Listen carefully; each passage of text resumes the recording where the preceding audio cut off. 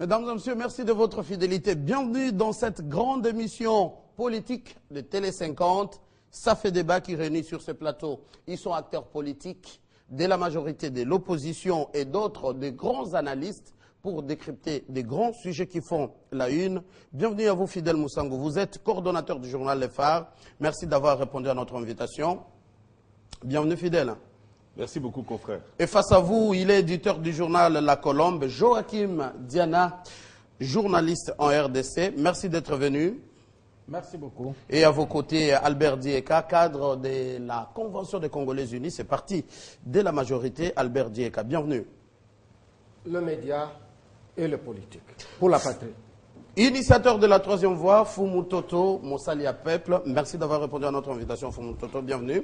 Merci à vous d'avoir soigné notre existence. Mesdames et messieurs, beaucoup de sujets font la une en République démocratique du Congo. On en a sélectionné quelques-uns. D'abord, on va commencer sur la loi, le projet de loi sur l'organisation du référendum en RDC, un projet déjà de loi qui fait polémique en République démocratique du Congo. Et puis le départ de Moïse, un non-événement.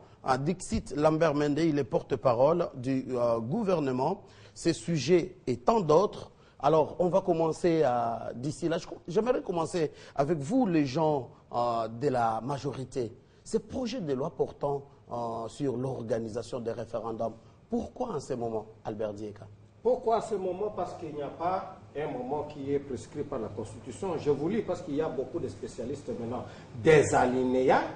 Même si dans une même phrase du prescrit de la Constitution, on cherche toujours à éluder un mot ou une phrase. Voilà ce que dit la Constitution. La loi fixe les conditions d'organisation des élections et du référendum. Quand on a élaboré la loi sur l'organisation des élections, c'était bon. Maintenant qu'on veut élaborer la loi sur l'organisation des référendums, c'est anormal. Vous voyez, dans une même phrase, on veut éluder un mot juste pour se donner raison. Mais quand j'ai lu, je me suis fait un exercice cette nuit après le point de presse de son Excellence M. Lambert Mende Malanga, ministre de la Communication et des Médias. Cette nuit, j'ai fait l'inventaire en néophyte de combien d'articles dans la Constitution qui attendent soit des lois organiques, soit des lois spécifiques, soit... Parce que la Constitution est comme une théorie, mais comme la méthode, mais la procédure par laquelle la Constitution entre en application, ce sont des lois.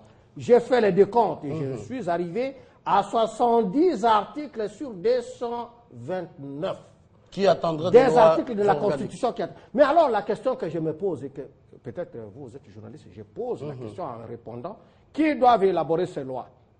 Ce sont les députés. Et à quand ils doivent élaborer ces lois? Et c'est pour cela que le Trésor public, que le petit peuple paye les députés pour qu'ils produisent ces lois. Est-ce que pour produire ces lois organiques, petite question, il faut passer au référendum? Non, parce que vous dites, est-ce qu'il faut passer au référendum? Est-ce qu'il est question de passer au référendum? Non, il est question de pourvoir la République de tout cet arsenal juridique dont il a besoin. Je vous dis, on a produit la loi sur les conditions d'organisation des élections. Est-ce qu'on a les élections chaque mois? On a les élections chaque année?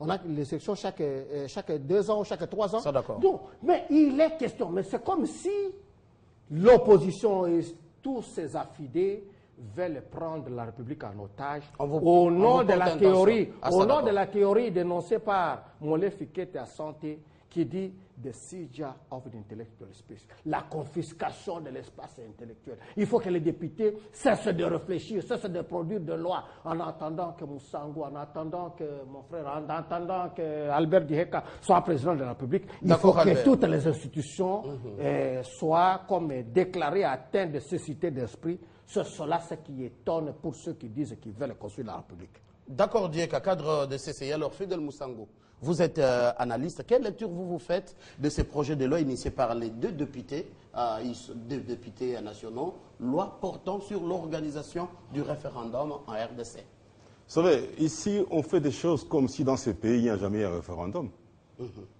Il y a déjà eu plusieurs référendums. Donc, les référendums qui ont eu dans ces pays avaient besoin de cette loi. Donc, c'est des référendums illégaux. Parce qu'on n'avait pas cette loi. Tout près de nous ici, pour la Constitution de 18 mars 2006, Il y a eu un référendum. Est-ce qu'il y avait une loi particulière? Non. Mais la Constitution a été adoptée par référendum. Alors, quelle est l'opportunité de ce référendum? Quelle est l'opportunité qu'on nous dise? Oh, le référendum n'a trois matières. Changer la Constitution, changer le nom du pays, changer le nom de ville. Un point très. Alors ici, on va changer quelle ville? Quelle capitale? Ah, peut-être mieux qu'on prévenir. Alors maintenant, vous savez, il y a ce qu'on appelle en droit in tempore suspecto. Pourquoi maintenant? C'est comme si maintenant, pourquoi maintenant on s'acharne sous les 26 provinces? C'est qu'on n'a pas fait en 2006. Et pourtant, la Constitution date avant les élections de 2006. C'est à ce moment-là qu'il fallait voir les 26 provinces. Il fallait les faire en 2011. On ne l'a pas fait. Maintenant, j'ai appris quelque part, non, lui aussi, Moïse Katumbi a participé au glissement parce qu'il était gouverneur élu en 2007-2006. Il n'a pas fait ça en 2011. On pose la question. Ça, c'est vrai, il est parmi les gouverneurs qui doit organiser les élections provinciales par le même ministre? Les élections sont organisées par le ministère de l'Intérieur qui saisit la CENI. Et en premier lieu, par celui qui a prêté serment sous la Constitution. Ça s'appelle qui? Président de la République, qui est le garant de la Constitution. Il a prêté sous la Constitution et devant la nation. Celui qui a dit non, il y a une institution qui n'existe pas. Alors il ne faut pas maintenant commencer à inventer. Non, lui aussi, parce qu'il n'a pas fait... Non. Qui pouvait demander les élections en 2011 provinciales? C'est le gouvernement à travers le ministère de l'Intérieur. Alors, en 2011, il y avait guerre. Mais il y avait l'élection présidentielle, les élections législatives. Ah, vous oubliez ça. Je parle de 2011. Alors maintenant, aujourd'hui, on fait un référendum. Et on dit il faut un référendum. On n'organise pas un référendum. Il faut bien préciser. Ils disent un projet de loi. Non, on les connaît. Il y a des matières plus pressantes maintenant que cette loi de référendum. Parce que lui, je l'appuie. Il y a beaucoup de lois organiques qui vont arriver. On n'a pas, pour le moment, nous avons une urgence presque vraiment divine. Organiser les élections provinciales, législatives nationales et présidentielles. Un point, un trait. Alors maintenant, on tourne, on fait une loi. C'est ça, ouais, le glissement, c'est eux. Par tous les moyens. Hier, c'était non, il faut revoir la loi électorale. Ils ont vu ce qui s'est passé 19, 20, 21. Ils ont vu. Et cette loi est partie elle-même. Elle a quitté le Parlement elle-même. Et pourtant, l'Assemblée l'avait adoptée. Le Sénat était sage pour dire non, on chasse les ballons. Ils sont encore là-bas. Ils cherchent une distraction de trop pour distraire les gens. On arrive le 26 décembre. Ah, on n'a pas fait les élections présidentielles. On va nommer un président. Attendons voir. Nous y allons, monsieur. Attendons voir. Joachim Diana, vous êtes également analyste, éditeur du journal La Colombe, mais vous avez un autre son de cloche. C'est qu'à la majorité, on porte cette intention à la majorité de vouloir préparer cette loi. Peut-être il y aurait des dessous des cartes. Oui, tout à fait. Je vais faire effort pour ne pas faire la polémique, parce que jusque-là, j'ai entendu de mon confrère la polémique, mais pas la réflexion sur cette histoire. Il dit qu'on a fait un référendum. Je crois que tout ce qu'il dit devrait le rassurer qu'il n'y a rien, puisqu'on a déjà fait des référendums. Est-ce que pour faire un autre référendum sur le sujet qui l'inquiète, on aurait besoin de cette loi? Voilà. C'est pour vous montrer qu'il y a le souci de disposer d'une loi. Et puis, le confrère se trompe en disant que le référendum de 2006, il n'y avait pas une loi. Il y avait une loi. Il y avait une loi que les députés estiment que cette loi n'était pas aussi élaborée. On doit voir, c'était une loi tout juste pour... Monsieur, pour l'adoption de la Constitution. C'est juste pour adopter la Constitution. On ne peut pas organiser un référendum comme une élection sans une loi. C'est impossible. Sinon, on déterminera quelle est la question qu'on va poser, comment on va faire... Non, il y avait une loi. Si on avait besoin d'organiser un référendum sur autre chose, il aurait été seulement question, on prend cette loi-là, on la révise, on change les termes des questions à poser, tout ça. Mais pour le moment, maintenant, Joachim Diana, est-ce opportun l'adoption, la préparation? Mais l'opportunité qui la juge, c'est le député. Le député qui a proposé la loi. Il a estimé que dans notre pays, mais d'abord c'est très important parce que nous allons vers la période où on parle de référendum. Lorsque nous discutons sur ces référendums, c'est comme si le référendum était inconstitutionnel. Justement, les débats qu'on met là, comme si le référendum est interdit. Le référendum est encore interdit dans l'article 220. Le référendum est constitutionnel. Que quelqu'un dise qu'il peut arriver un jour qu'on ait besoin de référendum, organisons quand même la loi pour qu'on ne fasse pas un référendum comme celui de 2006 avec une loi juste limitée à ce référendum-là. Il faut une loi plus élaborée. Et vous allez vous dire, c'est ça, gouverner, c'est prévoir. Ça, c'est d'abord, c'est constitutionnel, on peut faire un référendum. Rien n'interdit de faire le référendum. De deux, les gens qui sont au Parlement ont le droit constitutionnel de faire des lois. Et un député a le droit de proposer une loi et l'Assemblée nationale a le droit d'examiner cette loi et de la mener en plénière. C'est en plénière où les gens vont la rejeter ou l'accepter. Mais si vous avez une inquiétude, mais attendez le moment où on vous dira voici la matière à soumettre au référendum. Pour le moment, il n'y a rien. Là, on va commencer à tout refuser. D'accord, Joachim. Alors, Fumu Toto, quel est le point de vue de la troisième voie? Vous avez suivi ce débat? Nous sommes un courant de pensée. Nous avons juré de faire la politique avec la dose spirituelle et scientifique. Nous avons l'obligation de dépassionner ou d'amener les gens à dépassionner le débat. Je n'ai pas rencontré la contradiction de Diana sur Fidel Moussam. La première chose à retenir, c'est que ne confondons pas le référendum et la loi référendaire. Ça, c'est vrai. Le référendum, c'est un fait ou un phénomène social, mais la loi, c'est le moyen, c'est le moyen qui peut amener les gens à faire le référendum. Ça, vrai. Mais Diane, je voudrais être informé, parce que moi, je n'avais pas l'information qu'il y avait une loi qui a précédé le référendum qui a fait adopter cette constitution. Vous allez nous donner l'énumération de cette loi. Nous avons l'obligation et le droit d'être informés. Deuxième chose, encore ma mémoire fraîche, je sais que la loi électorale a été promulguée après le référendum de la Constitution. Je me pose la question, l'électorat qui a été identifié pour avoir exercé ce référendum, on l'a eu où? Dans la loi référendaire. Non.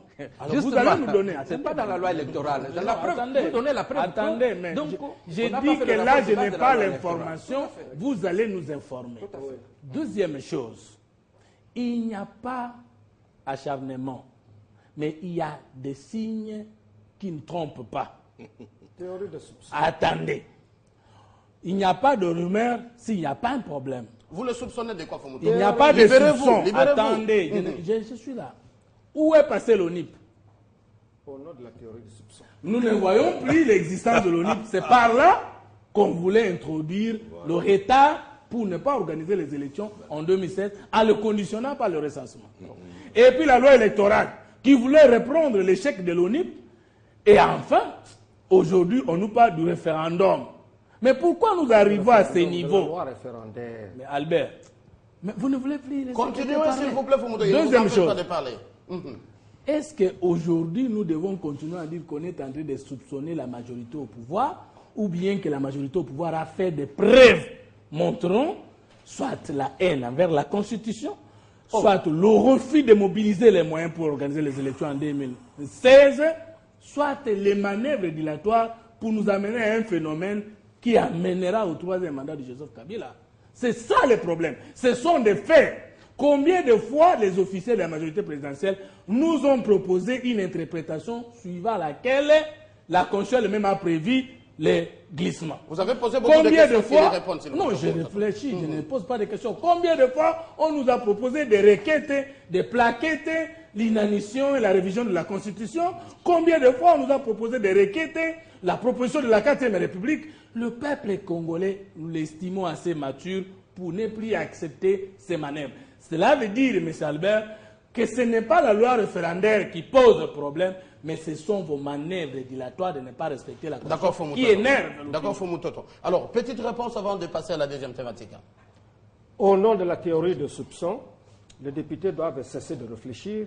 Au nom de la théorie de soupçon, nous ne devons pas nous prévenir de lois indispensables, lois auxquelles font allusion même la Constitution, quand j'ai parlé de 70 articles, qui font appel à la nécessité d'élaboration de lois. Et je me suis posé la question en répondant en disant, qui doivent répondre à ces lois-là? Ce sont des sénateurs. Qui sont-ils? Les députés. Avons-nous des députés? Oui. Deux députés ont-ils raison de réfléchir pour pourvoir à quelque chose qui n'existe pas encore ou bien? Parce qu'il n'y a pas de cela 3 semaines que j'ai fait un débat avec mon grand frère Moussangou et heureusement que Franklin est aujourd'hui promu vice-ministre de plan. Vous étiez en train de nous faire la leçon sur la théorie de...